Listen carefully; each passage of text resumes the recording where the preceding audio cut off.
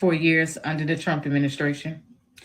Girl says who? The Democrats? Baby, ever since Trump came in the Right. White House, we've been having win after win after win. I don't know about you, but those years under Biden was an absolute nightmare for the American people. That's why so many people were excited when Trump got in office. To be honest, that is exactly why that man was elected. See, y'all forgot so quickly how so much bullcrap happened under the Biden administration. All that money that he was sending to Ukraine as if the American people did not need it. Okay. The cost of inflation that Hello. happened under the Biden.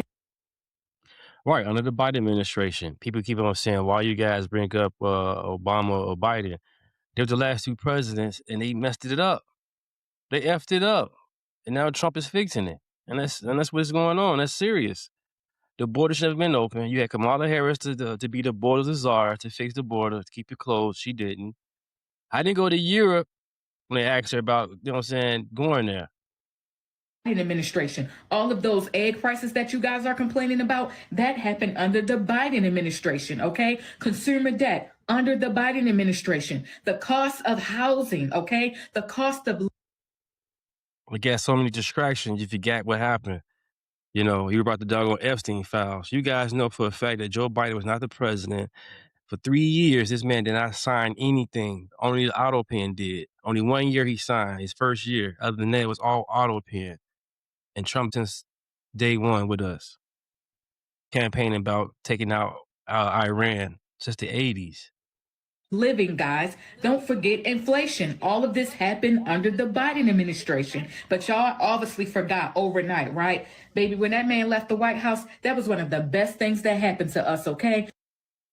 The adults back in the I don't room. know about you, but I'm happy that Trump is in office. And I'm looking forward to him making America great again. Welcome to the golden age, baby.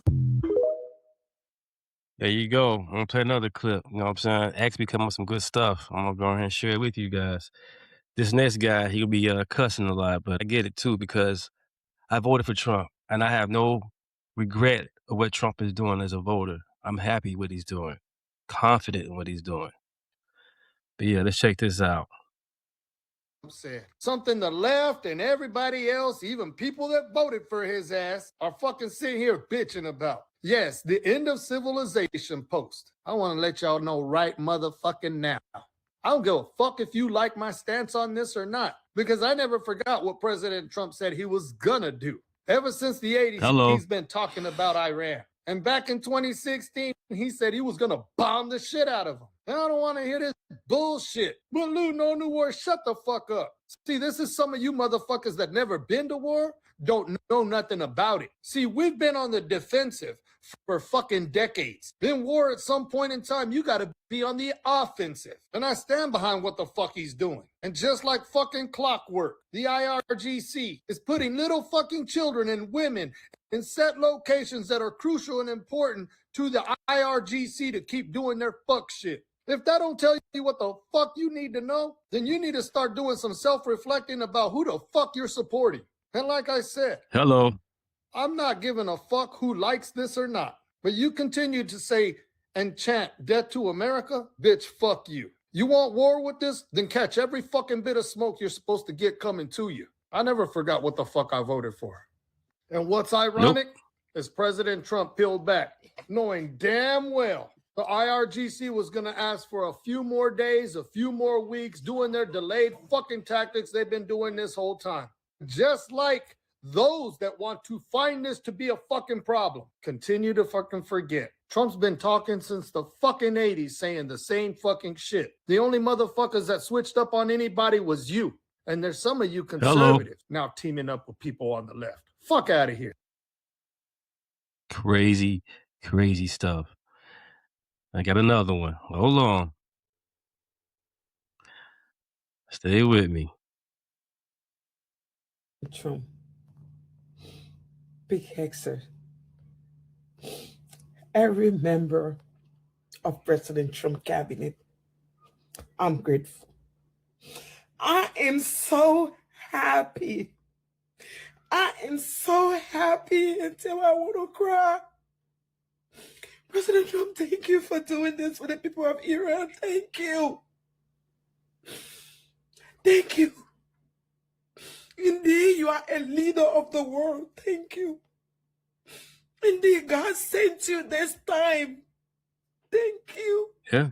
Thank you for hearing the cry of the ordinary people in Iran. Thank you. President Trump, you have no idea how grateful we are as people of the world. American may not be grateful to have you, but we are. We are because of you today. Thank you. Yep. It's more clips. I'm gonna play some more clips from X, because these people come with some truths. They passionate. My show is about ranting and raving. And other guy you just saw, he was ranting and raving, he was cussing, but he's very passionate. We voted for Trump. We happy for Trump. Democrats, the liberals, I don't get it. Pray for them. Mr. President, as an African, as an immigrant, I'm here to say thank you, Mr. President. I'm filled with joy. I watched the family of Masa Amini, a young, beautiful girl with a bright future, was taken away from this earth by that regime. Thousands of other celebrities in Iran. A young boy and his wife who just got married and decided to do a video for the internet got hanged. Got hanged. And you guys my America is trash. Stop it. I'm not gonna continue. Just for doing the video.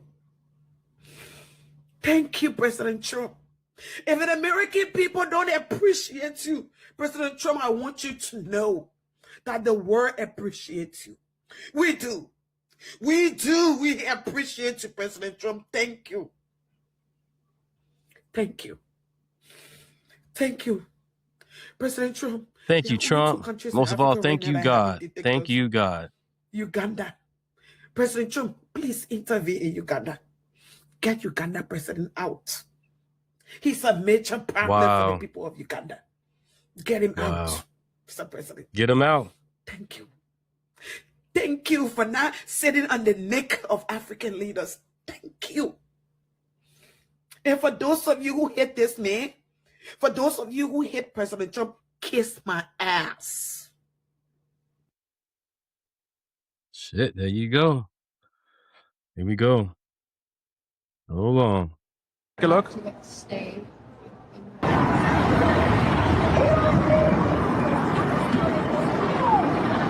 President Trump, take a look.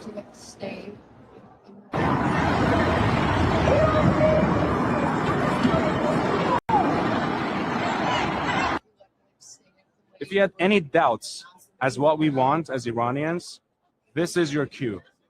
The same exact thing happened in Munich and Los Angeles and everywhere in the world. The Prince Reza Pahlavi called us and we showed up. 500,000 people showed up to Toronto today.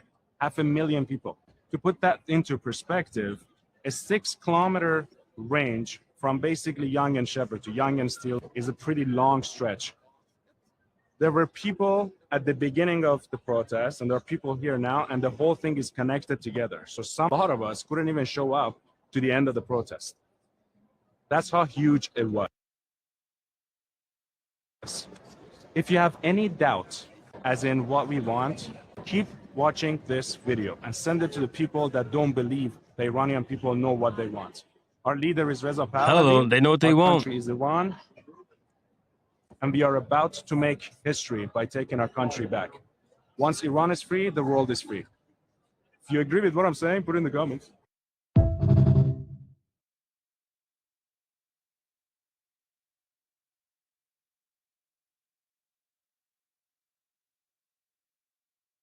Hold on, my bad, people. Hold on, stay with me.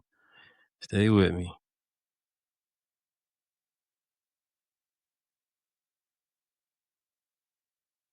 Student at American University. I am here to ask you a simple question. I know that we portray Islam and all Muslims as bad, but there is 1.8 billion Muslim followers of Islam.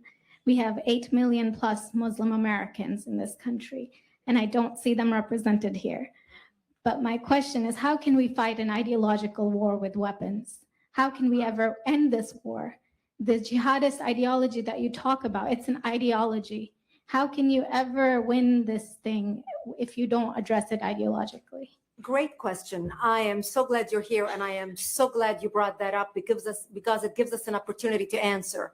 What I find so amazing is since the beginning of this panel, which we are here about Benghazi attack against our people, not one person mentioned Muslims. We are here against Islam, or we're launching war against Muslims. We are here to discuss how 4 Americans died and what our government is doing. We were not here to bash Muslims. You were the one who brought up the issue about most Muslims, not us. And since you brought it up, allow me to elaborate with my answer. There are 1.2 billion Muslims in the world today. Of course, not all of them are radicals. The majority of them are peaceful people. I'm gonna let her cook because she's gonna break it down real good. Radicals are estimated to be between 15 to 25%, according to all intelligence services around the world. That leaves 75% of them peaceful people. But when you look at 15 to 25% of the world Muslim population, you're looking at 180 million to 300 million people dedicated to the destruction of Western civilization. That is as big of the United States. So why should we worry about the radicals, 15 to 25%? Because it is the radicals that kill, because it is the radicals that behead and massacre. When you look throughout history, when you look at all the lessons of history, most Germans were peaceful, yet the Nazis drove the agenda. And as a result, 60 million people died, almost 14 million in concentration camps, 6 million were Jews. The peaceful majority were irrelevant. When you look at Russia, most Russians were peaceful as well. Yet the Russians were able to kill 20 million people. The peaceful majority were irrelevant. When you look at China, for example, most Chinese were peaceful as well. Yet the Chinese were able to kill 70 million people. The peaceful majority were irrelevant. When you look at Japan prior to World War II, most Japanese were peaceful as well. Yet Japan was able to butcher its way across Southeast Asia, killing 12 million people, mostly Like and subscribe, everybody. Like and subscribe. killed with bayonets and shovels. The peaceful majority were irrelevant. On September 11th in the United States, we had 2.3 million Arab Muslims living in the United States. It took 19 hijackers, 19 radicals to bring America down to its knees, destroy the World Trade Center, attack the Pentagon, and kill almost 3,000 Americans that day. The peaceful majority were irrelevant. So for all our powers of reasons and us talking about moderate and peaceful Muslims, I'm glad you're here. But where are the others speaking out? It is time we take political correctness and throw it in the garbage where it belongs and stop calling it. Okay, so Bridget Gabriel made a really good point here, and I really want to dig down into that, okay? And I'm not even going to get into the numbers of, what percent of Muslims are moderate versus what percentage are extremists. I'm not even going to get into all that. What I'm going to get into is this. We always have these Muslim Americans, right, that are speaking, that are asking questions like in situations like this. And there's a lot of them that happen nowadays, right? Muslim Americans speaking up in situations like this. It is always the only thing that they ever say is they try to police the speech of the right about how people that are more conservative leaning or Republican right leaning, whatever you want to call it, how those people speak in reaction to radical Islamic terrorism. Okay. So the only thing that they're always trying to do is to police the speech of people who are not speaking in flowery enough language when it comes to Islamic extremism. Okay. They never, and this is the crucial point, these people never take this message to Muslim communities. They never speak to Muslim communities about what are we doing to weed out the radicalism in this community? What are we doing to weed out the radical ideology that's going on right here in our backyards? They never take that message. And you know why? Because that is a dangerous message. That is a message that will get a target on their back. That is a message that will get them hurt, targeted, possibly even killed, and these people know that, okay? Which is why they take the easy coward's way out to try to be some sort of activist and to speak up against conservative right-leaning or Republican people. You see this over and over and over again. there's a person that you should follow on Twitter. You should follow this person. His name is the Imam of Peace. And this is a Muslim person that is an imam, and his message is to the Muslim community speaking out against radical Islamic terrorism. This dude has to have a 7 to 10 man security detail around him at all times. This man is actually risking something to really push a message that I think is very valid, okay? So until you're ready to really be bold and to really put a target on your back and to really take that message where it needs to be and stop trying to tone police or language police conservatives, then I don't want to hear what you have to say. There you go. Name is Deontay. I just want to share those little videos with you guys from X. They speaking the truth. Here to share common sense with you guys, wake you guys up. Trump is doing this thing. America first. Thanks for stopping by. Like and subscribe.